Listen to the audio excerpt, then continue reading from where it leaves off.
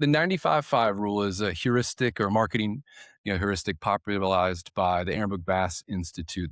And so essentially it states that at any given moment, 95% of your audience isn't actively making a purchase, meaning that there's a very small sliver of your audience or segment that is at that point, that day, shopping the category or sending, into our digital platforms, those behavioral signals that they're ready to buy. And so if you couple that with this belief that, the praise and promise of digital advertising is precision, you get this interesting mix of, we know there's a small sliver, and are we making that sliver even smaller by leaning into the hyper targeting or the retargeting that we often employ digitally? What we know is that one of the most powerful levers a media planner or an advertiser can pull is reach. And so we want to flip that on its head because we want to take advantage of the ability to broadly reach that 95%.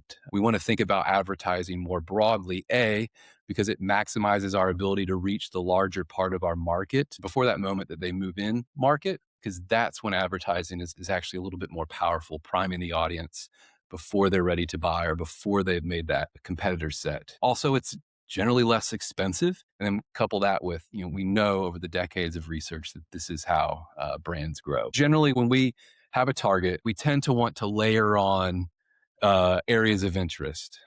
And the more we do that, the more, in a sense, we're, just really narrowing that audience down to the point where the chances of an ad affecting that person is probably limited because those signals, in a sense, are delayed. Plus, the more layers we add around audience targeting, the more our CPMs and ad platforms increase.